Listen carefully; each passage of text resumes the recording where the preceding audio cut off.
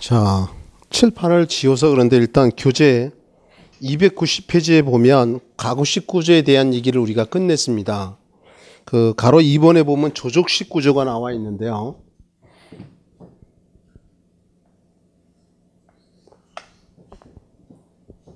페이지 290페이지입니다. 290페이지에 보면 가로 2번에 조적식 구조라는 거. 요 적자가 쌓을 적자라고 얘기를 했습니다. 벽돌을 쌓아 올리든지 블럭을 쌓아 올리든지 돌을 쌓아 올리든지. 그래서 여기다 한번 적어 볼게요. 벽돌을 쌓아 올리면 벽돌 구조라고 하는 거죠. 그럼 이 벽돌이 뭐냐 이런 얘기죠. 여기다가 나중에 그냥 자연적으로 암기가 될 겁니다. 벽돌이 이렇게 생겼어요. 우리 건축에선 밀리미터 단위를 쓰는데 여기서 여기까지를 갖다 우리가 길이라는 표현을 쓰고 190mm예요. 센치로 하면 여러분이 익숙한 건 센치 단위잖아요. 좀 쉽게 기억하려면 여러분들이 이게 손바닥 폈을 때 이게 10cm입니다. 인체 공학적으로. 쫙 폈을 때 이게 20cm입니다. 물론 쫙 폈을 때 30cm 나온 짐승도 있어요. 근데 보통 인체 공학적으로 그렇다는 거야. 그러면 이게 190mm 센치로 하면 요 공 하나 빼면 돼. 19cm. 이해할 수 있겠죠. 그 다음에 여기 요 너비가 여기서 여기까지를 너비라고 얘기를 하고 너비는 90이에요. 여기서 여기까지는 두께라고 얘기를 하는데 이 두께는 57mm였습니다. 이거를 쌓아 올려서 건물을 짓는다. 예를 들어서 건물을 짓는데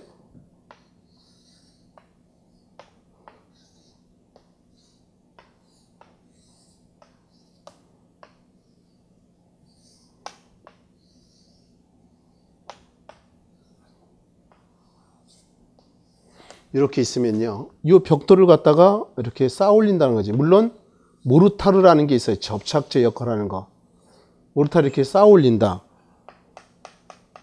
자세히 배우겠지만 나중에 이렇게 모르타르를 이용해서 벽돌을 쌓아 올려서 건물 졌다. 그러면 벽돌 구조라고 한다는 거죠. 그럼 만약에 블록을 쌓아 올렸다.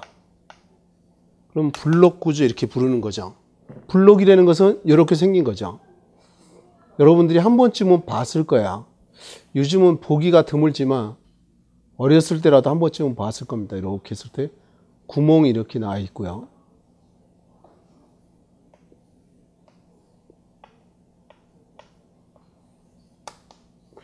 여기서 여기까지를 길이라고 하는데 이 길이가 390. 여기서 여기까지를 높이라고 하는데 190. 여기서 여기까지를 두께라고 얘기하는데 100도 있고 150도 있고 190도 있고 이래요.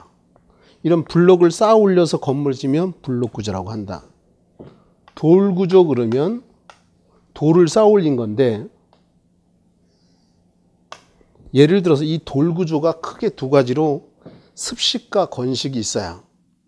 아까 건식은 물 안 쓰면 건식, 습식은 물 쓰면 습식이라고 얘기했죠. 예를 들어 옛날에 성 쌓을 때 보면 이 자연석을 갖다가 여기다 모르타르라는 걸 넣고서 물론 거기에 쐐기를 넣어요. 그리고 여기다가 모르타르 채워놓고 자연석을 또 이렇게 쌓아 올립니다. 이게 모르타르가 어느 정도 굳으면 요 쐐기를 나무 쐐기도 있고 나무로 쐐기도 있는데 빼내고 모르타르 채워놓고 헝겊으로 막죠.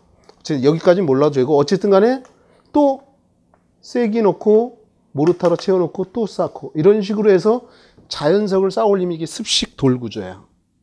그러면 건식은 뭐냐면 여러분들 요즘에 주택들 아파트 말고 단독주택들인데 보면은 다 뽀개고 오피스텔 많이 짓잖아요. 원룸이야. 철근 콘크리트로 해놓고 그 겉에다가 돌을 갖다가 이렇게 갖다 붙이죠. 돌들을. 왜 돌 쌓느냐? 돌 쌓으면 어떻게 있어 보이잖아. 분양이 잘 되거든요. 이런 걸 건식 구조는 나중에 자세히 하겠지만 어쨌든 크게 조족식 구조는 세 가지로 나눠진다. 근데 이 조족식 구조 하면 조금 전에 우리 가구식 구조 하면 뭐 떠올라라 그랬죠? 가구식 구조 하면 비내화적이다. 기억납니까? 내가 중요한 단어들은 이제 반복을 자주 시켜드려야 비내화적이다. 그 다음에 잘 썩죠. 내식성이 작다. 이 두 가지를 떠올라야 된다 그랬어요. 그러면 이 조족식 구조 하면 떠올라야 될 게 뭐가 떠올라야 되느냐?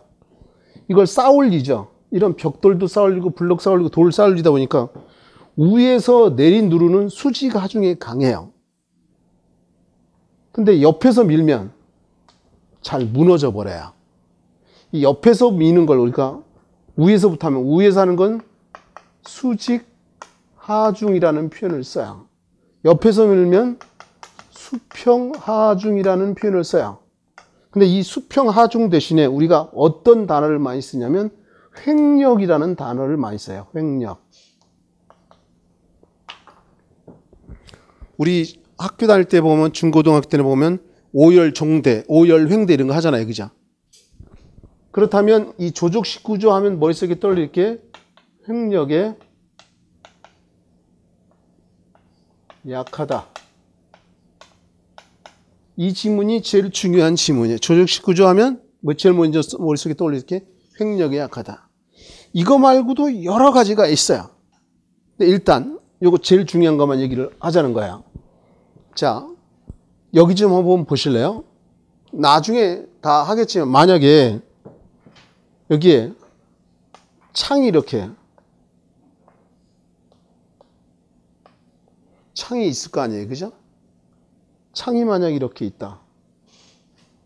그러면 이게 벽돌이든 블록이든 돌을 쌓아 올려서 짓는데 창이 있으면 또는 문도 있을 수 있잖아요. 이런 게 있으면 있을수록 창이나 문이 많으면 많을수록 건물이 어떻게 약해지겠죠. 당연한 거 아닙니까? 다 벽돌이든 블록이든 다 쌓으면 창이나 문만큼 구멍이 뻥 뚫려 있으면 건물이 약해진다는 거지. 전체적으로 봤을 때. 그러면 이제 여기다가 이 얘기를 마저 얘기하려고 합니다. 위에서 내리누르는 수직 하중인 강하지만 옆에서 미는 횡력에 약하다는 거, 이걸 머릿속에 집어넣어야 된다. 그리고 이거는 여기다가 확대를 해본다면요.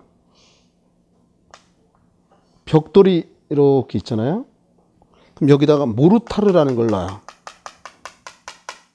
그리고 벽돌을 또 이렇게 쌓고요.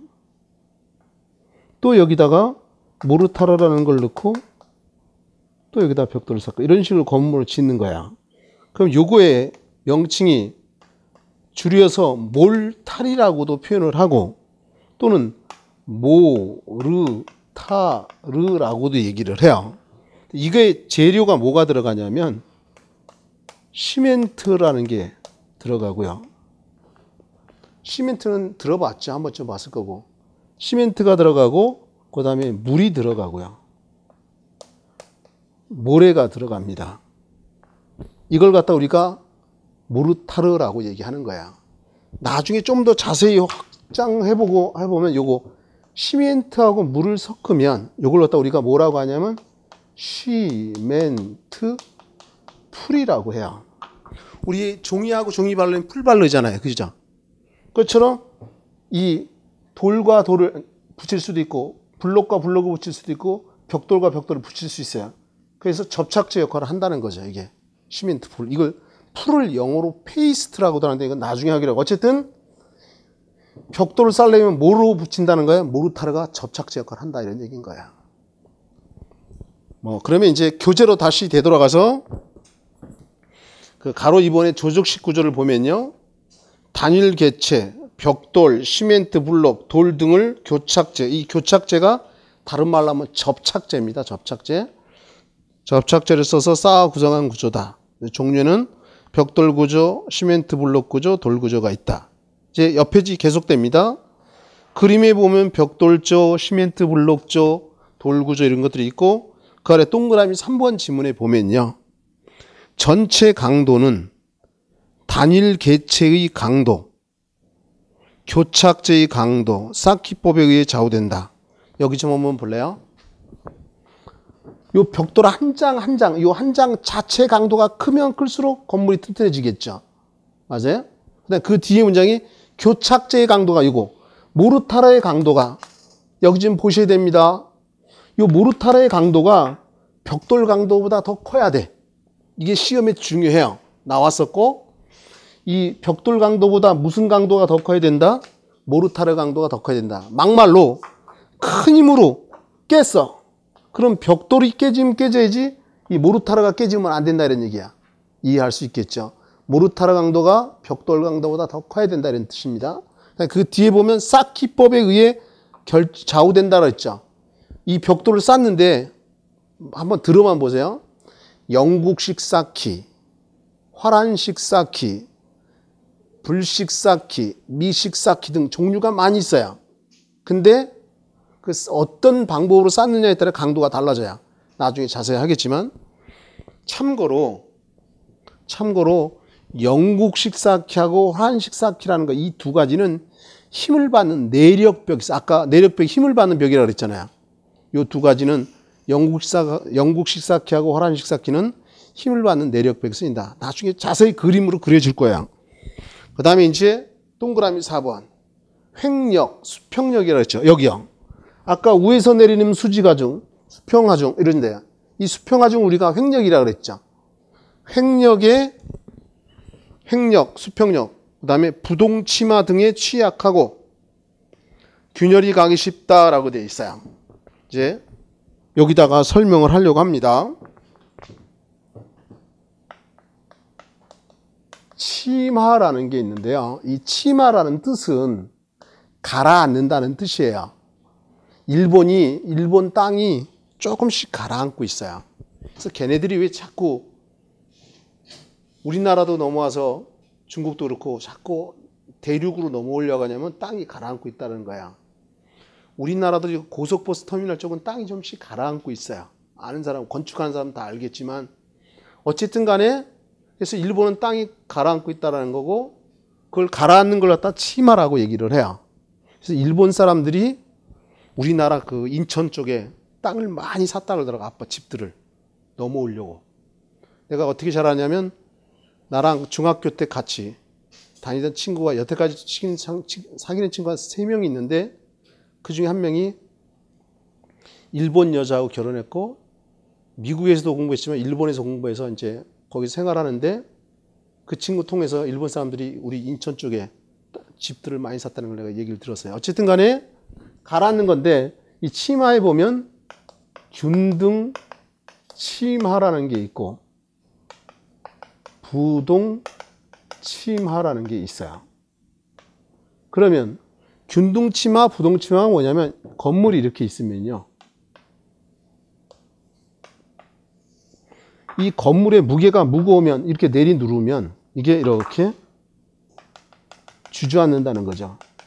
똑같이 주저앉으면 균등치마라고 하는 거예요. 이게 만약에 삐딱하게 이렇게 주저앉으면 부동치마라고 하는 거야. 그럼 치마에는 균등치마도 있고 부동치마가 있는데 부동치마가 더 위험해요. 그래서 시험에는 이 부동치마가 시험에 자주 등장해서 이게 중요한 거죠. 어쨌든 이런 부동치마가 생기면 그 짐을 마저 봅시다. 동그라미 4번 지분에 횡력, 부동치마 등에 취약하고 부동치마의 이 조족식 구조는 이거요. 이 조족식 구조는 뭐에 취약하다? 수평력, 횡력이나 부동치마에 취약하다 이런 얘기죠. 맞습니까? 그 다음에 균열이 가기 쉽다. 여기에 이렇게 균열이 이렇게 생긴다 이런 얘기죠. 이해할 수 있겠죠. 그렇다면 그 아래 또 동그라미 5번에 습식 구조이다 이렇게 돼 있죠. 여기 보시면 여기 물 들어가 있죠. 모르타르 안에 물이 들어가 있잖아요. 물 쓰면 습식, 물 안 쓰면 건식이래요. 이해할 수 있을 거야. 그 다음에 그 아래 보면 일체식 구조 얘기가 나옵니다. 내가 아까 칠판에도 적었지만 제일 중요한 게 뭐다? 일체식 구조다. 왜? 현재 가장 많이 사용되고 특징도 제일 많다. 이런 얘기를 했었어요. 일체식 구조 거기에 지문을 보면요. 원하는 형태의 거푸집에 콘크리트를 부어넣어 전 구조체가 한 덩어리가 되도록 만든 구조이다. 좀 이따 그림 그려줄 거예요. 그 다음에 종류는 철근 콘크리트 구조, 철골 철근 콘크리트 구조. 이 두 가지가 대표적이라는 거죠. 이제 여기다가 이쪽에다 정리를 해보자고요. 이쪽에다 하겠습니다. 그 타이틀은 가로 3번으로 되어 있는데 가로 3번에서 일체식 구조.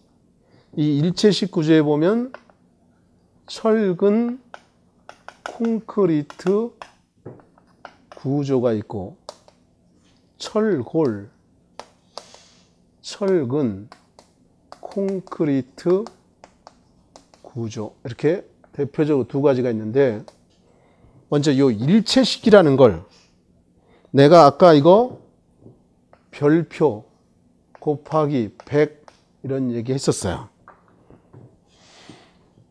내가 별표 곱하기 100 하면 시험이 나올 확률이 아주 많은 거라고 얘기를 했습니다. 자, 일단 이 개념부터 설명을 해보려고 합니다.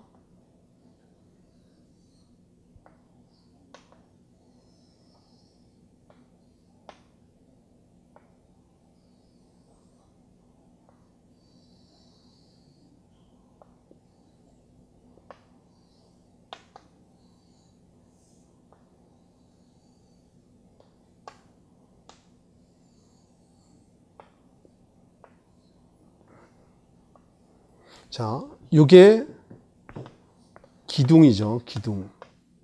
요것도 기둥입니다. 기둥과 기둥을 잡아준 요게 보라는 거죠. 이것도 보다 이런 얘기예요. 기둥은 수직 부재고 보는 수평 부재인데 이게 서로 다른 부재예요. 다른 부재인데 이 안에다가 철근이라는 걸 넣어요. 이 안에다가 철근을 이렇게 집어넣습니다. 여기도 철근을 이렇게 넣어놓고요. 그 다음에 여기 보에도 철근을 이렇게 집어넣어요. 이렇게 철근을 집어넣습니다. 이렇게. 여기도 이렇게 철근을 넣고요.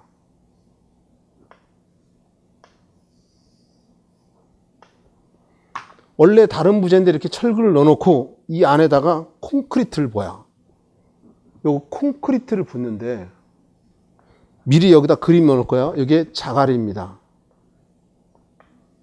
자갈이 있고 이게 굵은 골재라고 하는 거, 그 사이에 이제 모래를 넣어요.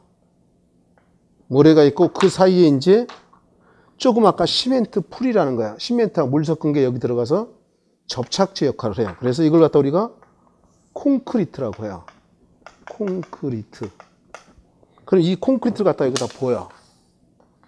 부면 이 원래 부재가 다른 부재였는데 두 개가 하나로 연결해. 철근으로 되어 있고 콘크리트 쳐서 하나가 돼요. 그래서 이 전체가 하나가 된다 그래서 일체식 구조 이런 표현을 쓰는 거예요. 부분은 일심동체 이런 표현을 쓰듯이, 그죠? 그러면 이제 이 용어를 설명을 해보려고 합니다. 용어를 여기다 써볼게요. 철근, 콘크리트. 그러면 철근이라는 거야. 요 철근. 여기 지금 철근이라는 거 얘기했잖아요. 그죠? 이 철근은 인장력에도 강하고 압축력에도 강한데 주로 인장력 때문에 이걸 써요. 그 다음에 이 콘크리트는, 요거는 철근은, 여기다 다시 색깔 넣어볼게요. 철근은 인장력에 강해요. 그 다음에 이 콘크리트는 압축력에 강해요. 시험에도 몇 번 나왔죠. 이 두 가지를 플러스 시켜서 만든 게 철근 콘크리트 구조라는 건데, 그럼 이게 들어가는 재료가 뭐가 들어가냐는 거죠. 일단 시멘트, 물, 모래, 자갈, 플러스 철근 이렇게 돼요. 그럼 보자고요. 우리 조금 아까 여기서 여기까지 더한 거, 시멘트하고 물하고 더한 거, 이걸 갖다 우리가 뭐라 그랬죠? 시멘트 풀이라고 했잖아요. 이게 접착제 역할을 한다 그랬죠. 그럼 여기서 요거는 뭐라고 하냐면 자갈이라고 하잖아요. 자갈. 요 조그만 거는 모래죠. 이 자갈을 갖다가 우리가 표현할 때 굵은 골재 이런 표현을 써요. 이 골자가 뼈 골자야. 굵은 뼈다귀 재료 이런 뜻이에요. 모래는 잔골재 이런 표현을 써요. 이게 뼈 골자죠. 작은 뼈다귀 재료 이런 뜻이에요. 그러면 요 시멘트 풀이 굵은 골재하고 잔골재 사이에 들어가서 접착제 역할을 하는 거지. 그래서 시멘트 풀이야. 그럼 여기서부터 여기까지 요 시멘트 풀에다가 모래까지 더했어. 그럼 이게 모르타르라고 하는 거야. 이 모르타르가 아까 벽돌과 벽돌 사이에 모르타르가 들어갔잖아요. 그죠? 맞습니까? 그럼 여기다가 모르타르에다가 자갈까지 더했어. 그럼 이게 콘크리트라고 하는 거야. 여기까지는 콘크리트인데 보시면 이 앞에 여기까지만 들어가면 콘크리트인데 만약에 자갈 여기 철근까지 넣었다. 철근까지 넣었다 그러면 철근이 들어갔으니까 철근 콘크리트 이렇게 부른다는 거야. 이해하셨죠? 그런데 이건 철근이 들어가서 철근 콘크리트지만 만약에 이게 철근이 없으니까 없을 무자를 써서 묵은 콘크리트 이런 표현도 써요. 여기까지만 가면 여긴 철근이 없잖아. 그죠? 왼쪽은. 그죠? 그래서 이 콘크리트를 앞에다 묵은 콘크리트 이런 표현 쓰기도 한다는 거야. 다만 내가 원하는 건 철근 콘크리트 구조라는 게 이런 게 섞여서 만들어지는 거구나. 그리고 철근은 인장력이 강한 거고 콘크리트는 압축력에 강한 성질을 그걸 합쳐갖고 만든 구조구나. 이런 거야. 그런데 자, 마저 얘기를 해볼게요. 이걸 갖다가 이 철근 콘크리트 구조를 우리가 뭐라고 하냐면 라멘 구조라고도 합니다.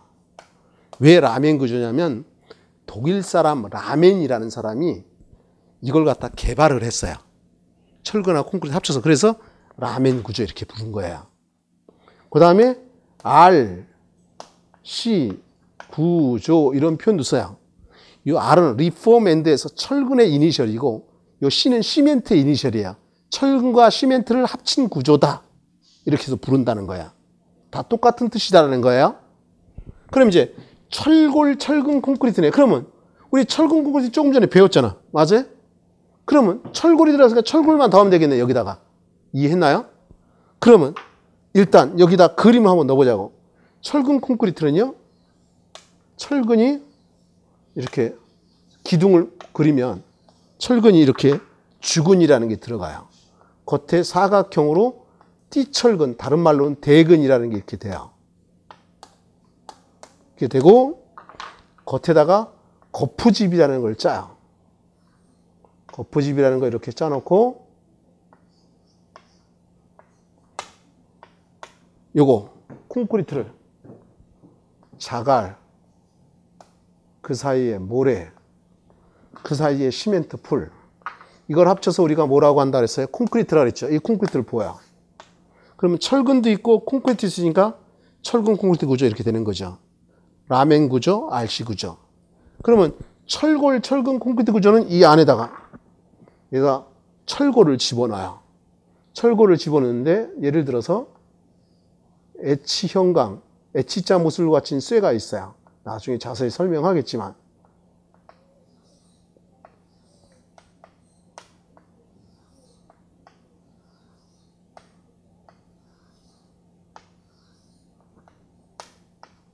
철골이 이렇게 있고요.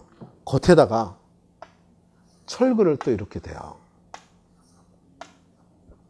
그 겉에 띠철근이라는 거 이거요. 사각형의 철근을 또 이렇게 돼요. 그리고 거푸집이라는 걸 짜요. 그리고 그 안에다가 콘크리트를 부어요. 철골도 있고 철근도 있고 콘크리트도 있죠. 그게 철골, 철근, 콘크리트라고 하겠지. 이제 뭔지는 알았어 우리가. 저런 걸 섞어서 만들었구나. 뭔 차이가 있냐 이 두 가지가. 철골이 들어갔죠. 넣었다는 얘기 이유가 있을 거 아니야.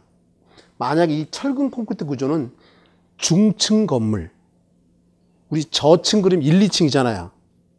중층 그림은 중간 정도, 고층이 높을 고자잖아요. 그죠? 그러면 이런 얘기하면 어려울지 모르겠지만 나중에 건축복귀에서 배울 거예요. 관계복귀하는 거에서. 초고층이라는 게 들어봤잖아요. 초고층은 층수로 따지면 50층 이상이면 초고층이라고 하는 거예요. 높이로도 합니다. 높이는 이 콘크리트 바닥에서 다음 층 콘크리트 바닥까지를 층고라고 그래요. 층고. 나중에 지겹게 들어볼게요. 층고가 보통 이 학원 건물이 사무소 건물인데 한 개 층이 보통 4m예요. 그럼 50층이면 4, 5, 20. 높이로 따지면 200m 이상 초고층이라고 해요. 층수로 따지면 50층 이상이 초고층이다 이거야. 그러면 준초고층도 있어요. 그러니까 초고층에 준하는 거야. 그럼 당연히 50층이 안 되겠죠. 맞아요? 대신에 30층은 넘어가는 거야. 30층 넘어가면서 50층이 안 되면 이건 뭐다? 준초고층 이렇게 부르는 거야. 그 아래에 있는 건 뭐라 그럴까요? 고층이라고 하겠죠. 1, 2층은 저층. 이해할 수 있어요? 3층에서 5층은 중층. 그 이상 고층 이런 표현을 쓴다는 얘기야. 그럼 내가 원하는 건 그래요. 이 철근 콘크리트로 건물을 지으면 중층까지는 괜찮은데 고층이 되면 기둥의 크기가 커야 돼요. 기둥과 기둥을 잡아주는 보도 크기가 커야 돼요. 그럼 건축물이라는 건 사람이 들어가서 생활하는 공간이잖아요. 근데 고층으로 가버리면 기둥이 커지면 1층은 공간이 안 나와. 그래서 실내 공간을 넓게 쓰려고 철골을 넣은 거야. 이 철골을 넣으면 기둥의 크기를 좀 작게 해줄 수 있어요. 보의 크기도 작게 해줄 수 있어요. 실내 공간을 넓게 해줄 수 있다는 거지. 그래서 철골, 철근 콘크리트 그러면 아주 고층, 초고층인데 쓴다 이런 얘기인 거야. 이해할 수 있겠죠. 나머지는 다 특징은 거의 똑같다라고 보시면 되고요. 그럼 이제 교재로 다시 되돌아가서 이제 일체식 구조가 뭔지 감은 잡았어. 지금 100% 알라는 뜻이 아니라 일체식 구조가 이런 거구나. 그러면 이제 지문 동그란 1번 지문을 마저 보자고요. 원하는 형태의 거푸집에 이 겉에 있는 걸 거푸집이라고 그랬죠. 맞아요? 형틀. 요거 겉에 있는 거. 맨 처음에 이렇게 거푸집을 짤 거 아니에요. 그쵸? 요걸 거푸집. 요 거푸집을 갖다가 나중에 나오겠지만 영어로 폼이라 그래. 폼. 그러면 원하는 형태의 거푸집에 콘크리트를 부어넣어 전 구조체가 한 덩어리 되도록 만든 구조다. 종류는 철근 콘크리트 구조, 철골 철근 콘크리트 구조고 그림이 있고 그 아래 동그라미 3번 지문에 보면요. 각 부분의 구조가 일체화되어 비교적 균일한 강도를 나타낸다. 비교적이라고 그랬어요. 그 다음에 내화, 내진, 내구적. 여기다 밑줄을 짚으려고 합니다. 내화, 내진, 내구적이다. 그리고 여기 좀 한번 볼래요? 자, 설명을 하겠습니다. 아까 이런 얘기 했어요. 우리 지워서 그런데 우리 가구식 구조에 보면 나무 구조하고 철골 구조가 있었죠. 철골이 세잖아요. 세는 열에 약하다. 온도가 500도씨에서 600도씨 되면 강도가 2분의 1로 떨어지고 800에서 900도가 되면 강도가 거의 제로다. 이런 얘기 했는데 쇠도 이 철근도 쇠잖아요. 그죠? 열에 약한데 거기서 보면 내화, 내진, 내구적이다 이렇게 써 있잖아. 내화적이다 그러면 불에 강하다는 거야. 비내화적이다 그러면 불에 약하다는 거고. 여기 좀 보실래요? 이 철근을 이게 내 왼손가락이 철근이고 오른손이 콘크리트야. 콘크리트가 감싼 거잖아. 맞아요? 이 콘크리트가 열에 강해요. 그래서 철근 콘크리트나 철골 철근 콘크리트가 내화적이 되는 거다 이런 뜻인 거야. 그 다음에 내진 이렇게 돼 있죠. 어젠가요? 뉴스에도 인도네시아에 지진 7.0 지진 났다는 거 인터넷에 나오더라고 보니까.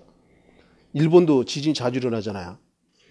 지진에 견디게 설계하는 걸 내진 설계라 그래요. 그럼 내진적이다 그러면 지진에 강하다 이런 얘기인 거야. 그러니까 이 철근 콘크리트나 철골 철근 콘크리트는 지진에 강하다 내진적이다. 그다음에 내구적이다도 있죠. 내구적이라는 얘기는 쉽게 얘기하면 수명이 길다 이런 뜻인 거야. 이해할 수 있겠죠. 그다음에 습식 구조다라고 돼 있죠. 내가 물을 쓰면 뭐다? 습식. 물 안 쓰면 건식. 여기 철근 콘크리트에서 보면 여기 물 들어가 있죠. 우리 철근 콘크리트 물 들어가 있잖아요. 습식 구조다 이런 얘기인 거죠. 근데 교수님이 자꾸 습식, 건식 이런 얘기 합니까? 라고 물어본다면 습식으로 했을 때, 건식으로 했을 때의 특징이 서로 반대야. 좀 이따 나올 거야. 설명해 줄 거다. 그 다음에 이제 그 아래 입체식 구조라는 게 나와 있습니다. 입체식 구조요. 입체적이라는 뜻이 뭔지는 알 거야. 일단 동그란 1번 지문 어렵겠지만 보기는 해보자고요. 외력에 대하여 여기 좀 보실래요? 내 볼텍에다가 손가락으로 이렇게 누르면 내 손가락 힘을 외력이라 그래. 외력. 바깥에서 힘이 작용했다 이거지. 외력에 대하여 3차원적으로 저항할 수 있도록 구성된 구조이다. 외력이 작용할 때 여기 좀 볼까요?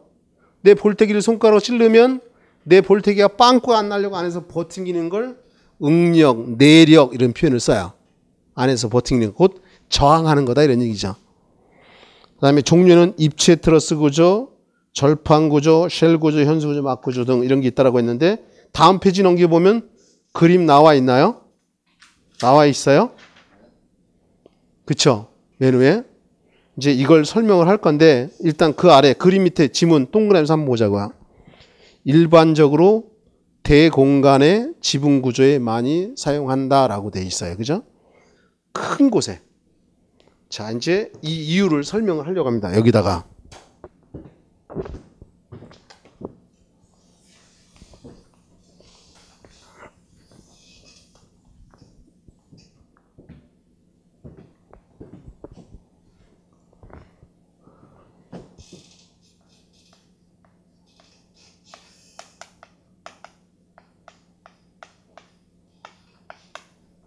입체식 구조에 보면 맨 처음에 그림에 입체 트러스 구조 이런 게 나옵니다.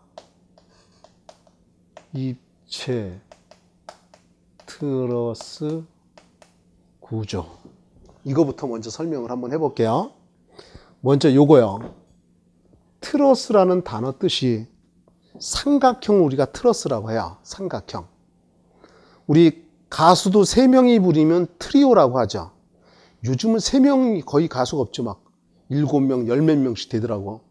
옛날에 내가 아는 가수는 그 새샘 트리오 뭐 이런 게 있었어요. 하여튼 트러스는 삼각형이다. 여기 좀 보실래요? 우리가 생각할 때는 이렇게 사각형으로 된 구조물이 튼튼할 것 같지만 이 사각형으로 된 구조는 옆에서 이렇게 힘을 가하잖아요. 이렇게 힘을 가하면 이 부재가 이렇게 찌그러져요. 그래서 트러스 구조는 삼각형 구조물인데 예를 들어서 이런 사각형 구조물에다가 X자로 이렇게 가세라는 걸 대면 이 명칭이 가세라는 거야. 그러면 여기서 힘이 이렇게 내려오면은 외력이 오면 이 부재가 이렇게 맞대응해서 싸워요. 또 만약에 이쪽에서 힘이 오면 이 부재가 이렇게 맞대응해서 싸워요. 그래서 요거 보면 요 하나하나가 다 삼각형 형태를 갖추고 있잖아요. 맞아요? 그래서 삼각형 형태로 만들어진 걸 트러스 구조 이렇게 부르는 거야. 근데 이걸 입체적으로 만들었다. 그럼 입체 트러스 이렇게 구조가 되는 건데 왜 그러면 삼각형이 튼튼합니까? 라고 하면 요거 한번 가져와 볼게요. 이런 삼각형 부재면 요거 하나의 부재를 이렇게 뽑아 오면 아까 하나의 가늘고 긴 부재가 이렇게 되는데 아까 이 방향을 우리가 무슨 방향이라고 얘기했었죠? 축 방향. 이런 얘기 아까 했었죠. 그죠? 축 방향. 이 축 방향에서 이렇게 양쪽으로 미는 건 이건 무슨 힘이에요? 압축력이라고 하는 거고요. 양쪽으로 이렇게 당기는 건 인장력이라고 하는 거죠. 맞아요? 그럼 이 트러스 구조는 인장력 아니면 압축력만 받아요. 근데 요 부재가 마이크를 한번 보세요. 요 마이크에다가 힘을 가하면 힘을 가한 만큼 이렇게 변형이 생길 거 아니에요.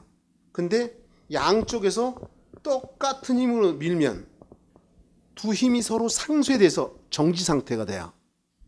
그러면 이 부재가 이렇게 힘을 가하고 이 부재도 이렇게 힘을 가하면 두 힘이 서로 상쇄돼서 제자리에 있어요.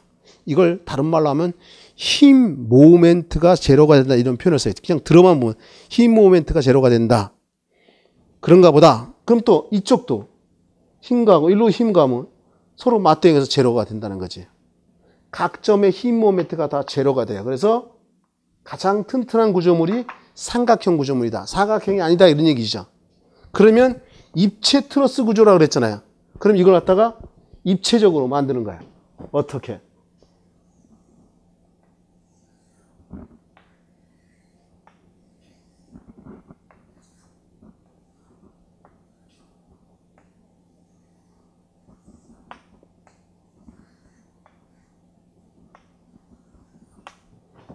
여기 보시면요. 이렇게 삼각형으로 다 이렇게 연결시켜 버리는 거야. 여기도 또 이렇게 해서.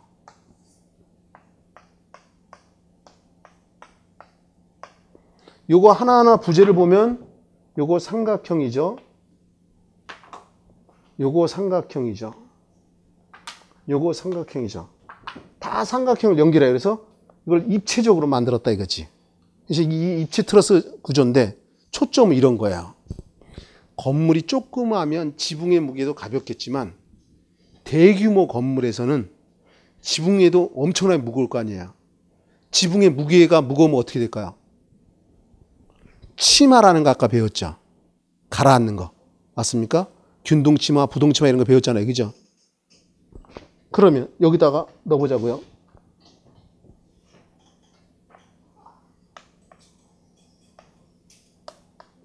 건물의 무게가 무거우면 위에서 내리 누르니까 이렇게 균등치마가 될 수도 있고 부동치마가 될 수도 있다 이런 얘기인 거잖아요. 그죠? 그러면 건물이 무너지잖아. 그럼 안 무너지게 하려면 어떻게 하면 돼요? 기초를 튼튼하게 하면 되죠. 기초를 튼튼하게 하면 되잖아요. 근데 대신에 뭐가 들어가요? 돈이 들어가겠죠. 야, 기초야 튼튼해야 돼. 너 치마 되면 안 돼. 무너져. 이런다고 안 무너지는 거 아니잖아. 돈 들어간다는 얘기죠. 그럼 방법이 뭐야? 발상의 전환이에요. 기초를 튼튼하게 할 수도 있지만 건물의 무게를 어떻게 가볍게 하면 되잖아요. 그래서 가늘고 긴 부재, 이런 가늘고 긴 부재를 서로 짜맞춰서 입체적으로 만들면 무게는 가벼워지면서, 그렇죠? 그래서 대규모 구조물에서 아까 그래서 입체식 구조에 보면 대규모 공간에 쓰인다 이런 얘기가 나오는 그런 거다 이런 얘기인 거야. 그러면 이제 시험에 중요한 거죠. 우리는 시험장에서 합격하는 게 목적인 거잖아요. 그죠? 입체 트러스 구조 그러면 축, 방향, 역이라는 게 중요해요. 이게 답을 찾는 키워드야. 아까 축 방향이 이 방향, 여기 이 방향이 무슨 방향이에요? 축 방향이죠. 이 방향으로 힘이 작용하는 건 압축력 아니면 인장력 있잖아요. 그죠?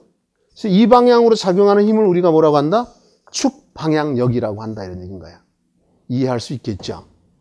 그러면 입체 트러스 구조 그러면 축 방향력이라는 걸 잘 기억해야 된다는 거야. 그래서 거기 교재에 보게 되면요. 입체 트러스 구조라고 있나요? 지금 291페이지 맨 아래 거기다가 입체 트러스 구조 밑에다가 밑줄을 그든지 해놓고 축 방향력 이렇게 좀 써주면 좋겠어요.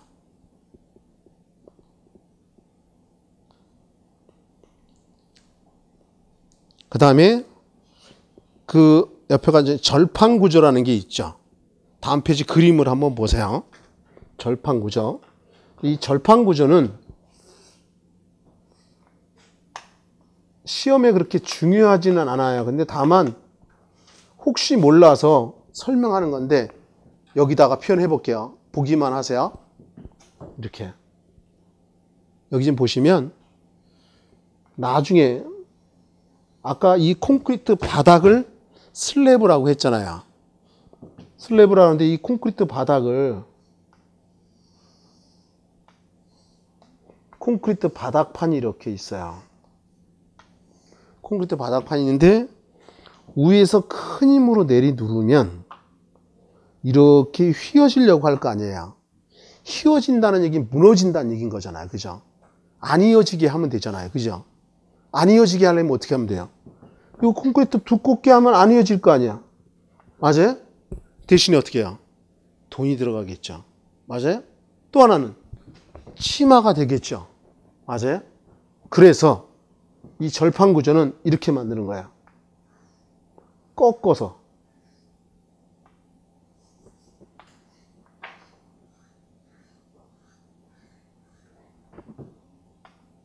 입체적으로 그려보면요. 이렇게요.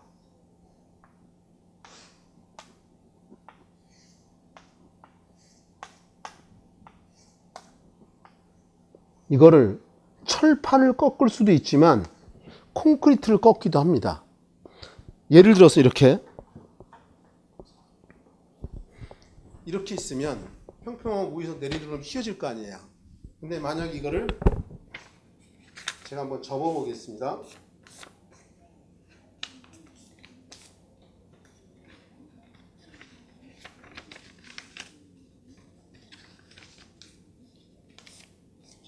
이렇게 꺾었다고 생각해 보세요. 그러면 위에서 누를 때 잘 버팅길 수 있겠죠. 여러분들이 계란 집어넣는 그 케이스 있죠. 울퉁불퉁하게. 그죠? 단단해지잖아요. 그죠? 그것처럼 꺾어놓으면 위에서 내리 눌렀을 때 잘 버팅길 수 있죠. 이런 게 절판. 이게 꺾어놓는 걸 갖다 우리가 절판 구조라고 하는데, 쇠를 꺾기도 하지만 콘크리트를 꺾어서 하기도 한다. 이런 게 절판 구조가 그런가 보다라는 정도. 이제 그 옆에 보면 쉘 구조라고 있나요? 그림에 보면 맨 오른쪽 상단에 거기 보면 그림이 그게 시드니의 오페라 하우스라는 거 이게요. 이런 그림 한 번쯤 봤나요? 시드니 오페라 하우스. 여기다 해보려고 합니다.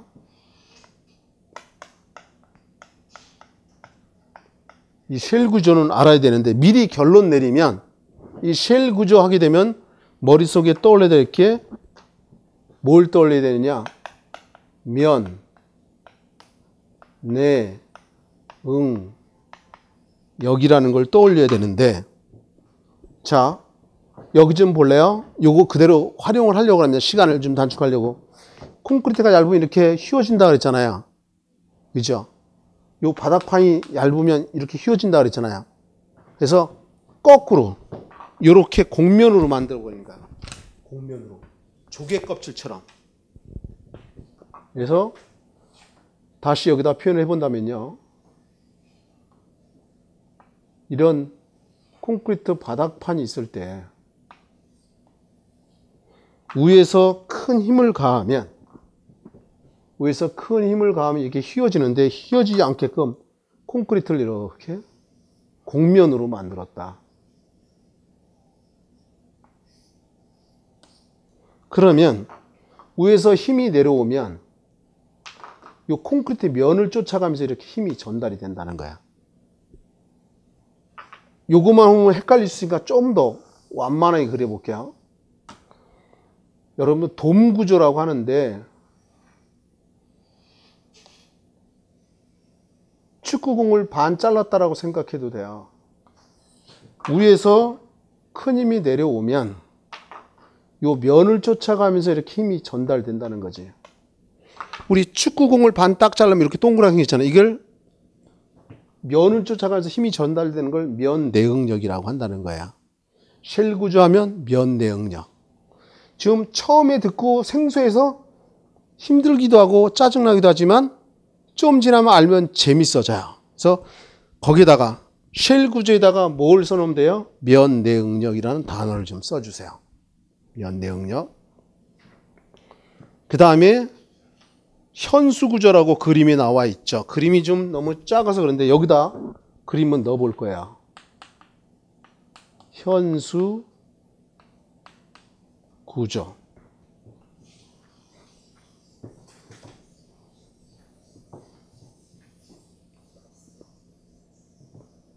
자, 여기 좀 한번 보실래요? 미리 결론 내리면 결론 내리고 가자고요.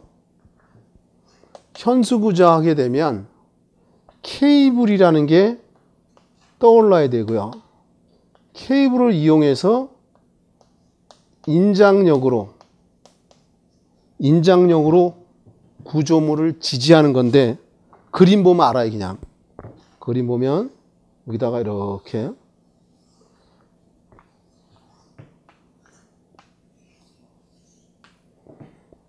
이게 한강다리라고 상상을 한번 해보세요. 실제로 한강다리가 현수구조는 아닙니다. 이게 한강다리에 차들이 왔다 갔다 하잖아요. 여기에.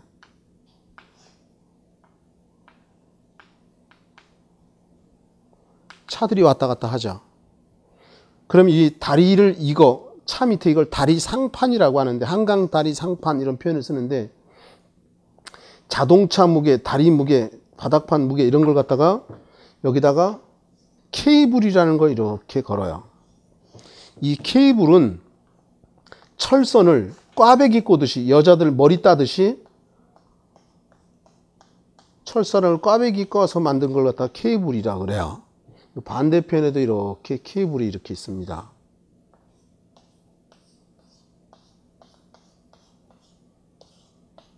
자, 생각을 한번 해보세요. 내가 이 마이크를 들고 있는데 이렇게 내리면 이 마이크 무게 때문에 내 아래로 힘이 이렇게 내려가겠죠. 팔이 빠지면 안 되니까 위에서 당기는 힘이 작용하는 거 있죠.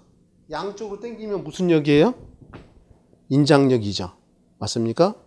그럼 여기에 이 한강 다리 상판하고 자동차 무게 때문에 힘이 아래로 내려가는 힘이 작용하고 내려가면 안 되니까 위로 당기는 힘이 또 작용되겠죠. 그래서 케이블, 이 철선을 갖다가 케이블이라고 했죠. 케이블을 이용해서 인장력으로 이 구조물을 지지한다는 건 들고 있다, 버팅기고 있다 이런 뜻인 거야. 그래서 현수구조 그러면 케이블이라는 단어하고 인장력이라는 단어가 떠올라야 된다.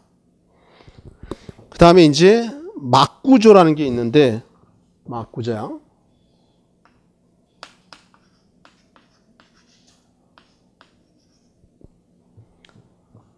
정확하게 말하면 이 앞에 이런 단어가 들어가야 돼. 공기막 구조 이런 건데, 내가 여기다가 글씨를 써준 거는 중요한 거예요. 이거는 그렇게 중요치 않기 때문에 내가 그냥 말로만 하려고 하는 건데, 이 막구조에 보면 크게 좀 더 들어만 보세요. 1막 구조가 있고 2막 구조가 있어요. 크게 두 가지로 나누면 1막 구조는 뭐냐면 여러분들이 텐트 떠올리면 돼. 천막. 우리 옛날에 중고등학교 다닐 때 보면 운동회 때 보면 본무석 만들어 가지고 천막 쳐놓고 여기 귀빈석 의자 두죠. 맞아요? 사람이 여기 앉아있고 뇌 귀빈들이 앉아있잖아요. 요 천막을 팽팽하게 당기잖아요. 막이 하나야. 그럼 여기 비나 눈들을 차단해 주죠. 1막이야. 그러면 2막은 뭐냐? 2막은 여러분들이 물놀이기구 튜브를 떠올리면 돼요. 여기 공기 집어넣는 거 있잖아요. 공기 집어넣는 구멍. 여기 막이 두 개가 있죠. 2막 구조인데 이게 이런 거야. 이제 이 그림을 보면 이제 명확하게 이해할 수 있어요. 대규모 운동장, 경기장 같은 거 보면요. 이게 관람석이에요.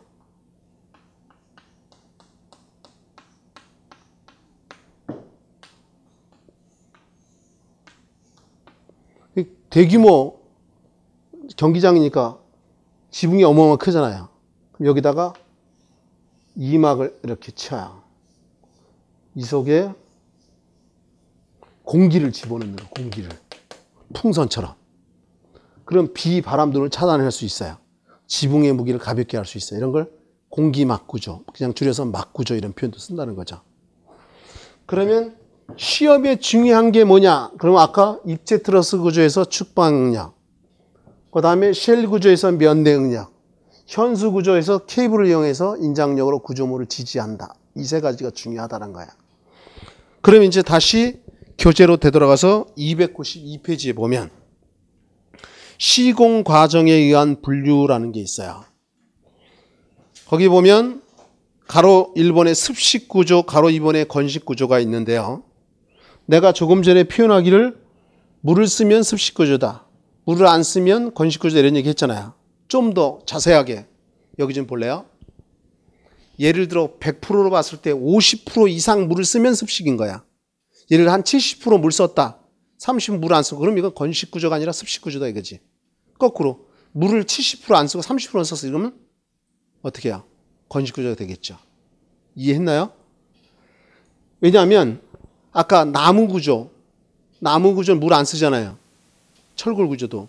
근데 땅에다 고정시키려면, 우리 아까 건축물은 토지에 정착해야 된다 그랬잖아요. 건축물이. 그죠? 그럼 콘크리트 쳐서 고정시켜야 될 거 아니야. 근데 이건 전체 공사에서 보면 일부분에 물을 쓴 거다 이거지. 그래서 그 지문에 보면 습식 구조야. 건축 현장에서 물을 사용하는 공정을 가진 구조로서 조족식 구조와 일체식 구조가 이에 속한다. 이게 습식이다 이거죠. 그래서 2번에 중요한 건 이거죠. 겨울철 공사가 어렵고 공사 기간이 길어진다. 2번이 중요한 거야. 체크를 해야 되겠죠.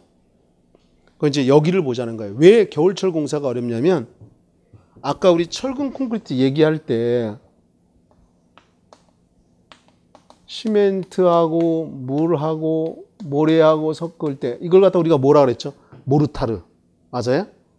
그러면 요거 시멘트하고 물 섞은 걸 갖다가 우리가 시멘트 풀이라고 했잖아요. 그죠? 맞아요? 근데 요 시멘트가 요 시멘트의 주성분이 석회석하고 점토는 흙입니다. 이거 말고도 산화철 여러 가지, 근데 주성분이 요 두 가지야. 근데 이 석회석 말이죠. 자, 보자고요.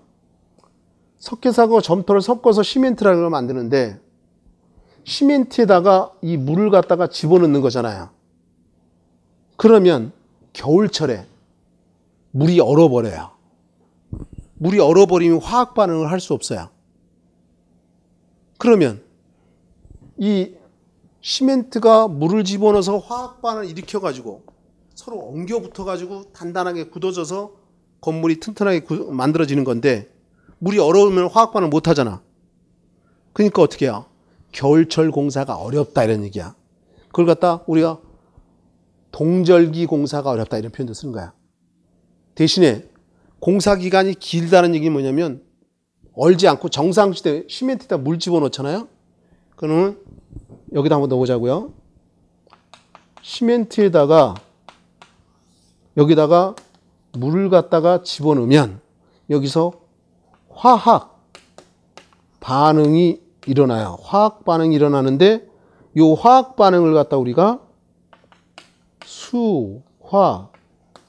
수화작용이라 그래요. 이게 물수자야. 시멘트에다 물을 집어넣으면 화학 반응이 일어난다 이거야. 그 다음 단계가 뭐냐면 응결이에요. 응결은 뭐냐면 시멘트 입자와 입자가 서로 이렇게 엉겨 붙는 걸 응결이라고 해요. 요 응결은 1시간에서 10시간 사이에 이루어져요. 그러면 10시간이 지나면 그 다음에는 경화라는 과정이 거쳐요.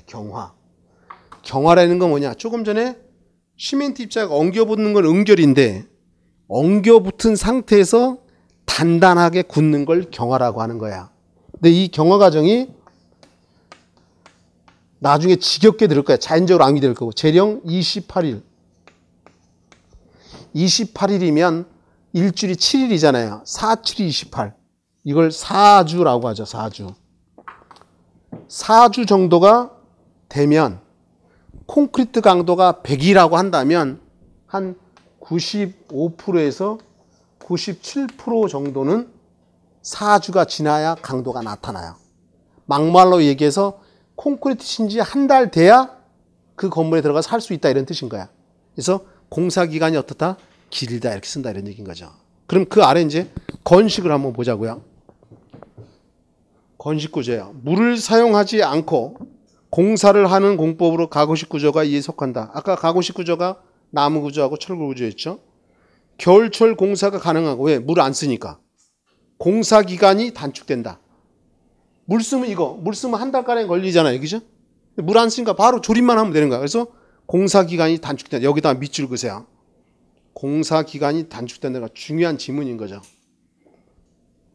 그 다음에 대량 생산 가능, 이것도 중요한 거죠. 대량 생산. 공장에서 대량 생산해서 서로 조립만 하면 되잖아요. 그죠? 그 다음에 이제 그 아래 현장 구조라는 단어가 나오는데, 여기다가 개념만 잡아드리면, 여기다가요.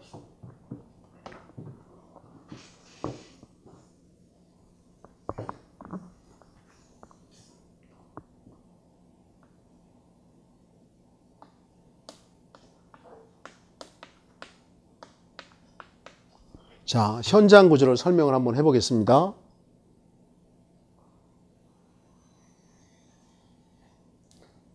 여기 지면입니다. 지면이면 이 땅을 갖다가 이렇게 파요. 파는 거는 여러 가지 방법이 있는데, 보링이라는 걸 이용해서 나중에 파요. 요거 땅을 갖다가 파내는데, 이걸 갖다 땅을 파내는 걸 우리가 천공한다, 구멍을 뚫는다 이런 뜻인 건데, 뚫은 다음에 지상에서, 자 보세요. 지상에서 철근을 갖다가 조립을 합니다.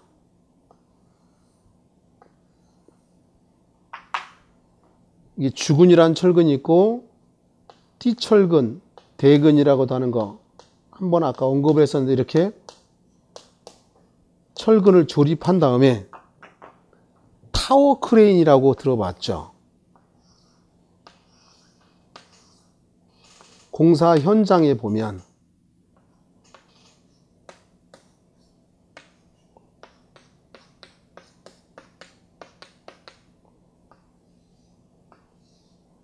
이게 균형추가 물건을 이걸로 이렇게 들어가지고 이 속에다 집어넣어요. 이 속에 집어넣으면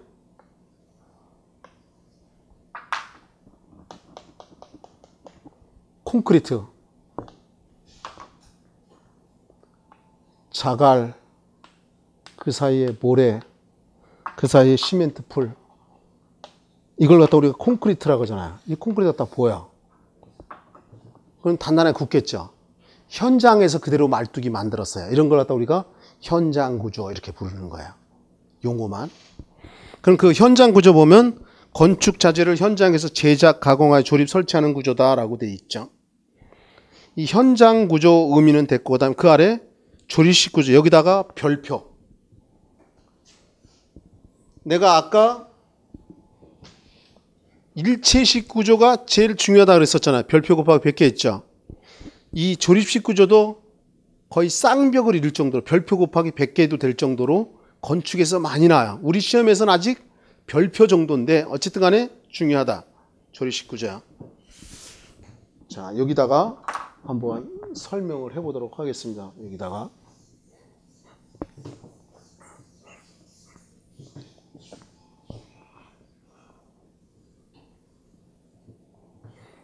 자, 요 조립식 구조까지 하고 쉬었다가 다시 할 겁니다. 조립식 구조. 여기다가 별표 해야 된다. 최소한 별표 곱하기 100까지 해도 되고. 일단 이렇게 접근을 하자고요. 애들이 갖고 노는 장난감 레고라는 거 있죠. 원래 레고라는 것은 장난감 그 만드는 회사 이름이 레고라는데 그 블록처럼 똑같은 게 반복되는 걸 서로 껴가지고 비행기도 만들고 탱크도 만들고 집도 만들고 잖아요. 그죠? 근데 그거는 이렇게 서로 연결만 하면 되는데 형이 동생하고 놀다가 장난치다가 건드리면 무너져 버리잖아요. 이 접합부가 취약하다는 게 단점인데 일단 이렇게 접근하자고요. 조립식 구조 하게 되면 머릿속에 그 책에 있는 내용을 떠나서 레고라는 거 공장에서 대량 생산하죠. 대량 생산이 가능하다는 거야. 대량 생산되면 어떤 결과가 만들어지냐면 생산 가격이 저렴해지겠죠. 상상의 나래를 펴오라 이런 거 애우려고 하지 마시고 대량 생산되니까 생산 가격이 당연히 저렴해질 거다 이런 얘기인 거야. 이해할 수 있겠죠. 그 다음에 또 이런 것도 있어요. 설계가 편리합니다. 미리 다 사이즈가 일정하잖아요. 그죠? 설계가 편리해요. 또 시공도 편리합니다. 공사하기도 편하네. 레고 사이즈가 일정하잖아요. 그죠? 그리고 조금 아까 공기가 단축된다. 여기서 이 공기는 우리가 마시는 산소가 아니야. 공사 기간의 약자야. 공사 기간이 단축된다는 거야. 그 이유는 이게 건식 구조거든요. 물 안 쓰자. 이런 것들이 대표적인 장점이에요. 장점. 이거 말고도 더 있어요. 예를 들면 어떻게 사이즈가 일정하니까 운반도 용이합니다. 또 국제적인 수입 수출도 용이해져요. 예를 들어 볼게요. 내가 81학번입니다. 81년도에 대학교를 들어갔어요. 우리 건축과에 여학생이 4명 있었어요. 우리 선배들은 보통 여학생이 1명, 많으면 2명인데 우리 학번에 건축과에 여학생 4명 있어요. 내가 지금 학교에 가서 강의하면 건축과에 여학생이 과반수 이상이에요. 잘하는 선배 교수님이 디자인, 인테리어 쪽 하는 교수님 있어요. 강의 부탁해서 가보면 인테리어 쪽은 다 여자예요. 거의 다가. 군대 갔던 예비역 빼고는. 어쨌든 간에 내가 대학교 들어갔는데 우리 건축과 여학생 4명 있었는데 어떤 얘기를 하려고 하냐면 이렇게 내가 학교에 갔는데 한 여학생이 하루는 빨간색 투피스를 입고 왔어요. 투피스를 입고 왔는데 남학생들 입에서 이런 반응이 나타나요. 와, 이쁘다 이런 얘기예요. 근데 불행하게도 한 여학생이 지각을 했는데 똑같은 빨간 투피스를 입고 왔다 갔던 거야. 요번에 남학생들 입에서 반응은 어떻게 나타났냐면 이렇게 나타났어요. 와, 아까는 와였는데 왜? 이 늦게 온 친구가 키도 좀 더 크고 늘씬했거든요. 그 다음부터 대학 4년 동안 키 작은 여학생이 빨간색 투피스를 입고 온 걸 내가 본 적이 없어요. 옷이야 마음에 안 들면 던져버리고 언니나 동생 중 안 입으면 그만이잖아. 집의 모습이 비슷비슷하대. 획일적이라는 게 단점이야. 비슷비슷하다는 거. 이해할 수 있겠죠. 그 다음에 요 얘기를 마저 얘기하면 또 어떤 내용이 얘기가 되는 거냐면 국제적인 수입 수출이 용이하다는 얘기는 이런 거야. 내가 대학교 때 내가 다닐 때 정철 어학 카세트 테이프가 유행할 때야. 영어 공부하려고. 근데 그때는 그 조그만 소형 카세트가 있었어요. 삼성에서는 마이마이 카세트라는 게 있고 대우에서는 아한가 요용가 있었고 그런데 일제 소니가 있었고 그 당시만 해도 일제 소니가 최고였어요. 전자제품은 일제 소니였는데 요즘 우리나라 삼성, LG가 더 앞서가잖아요. 그죠?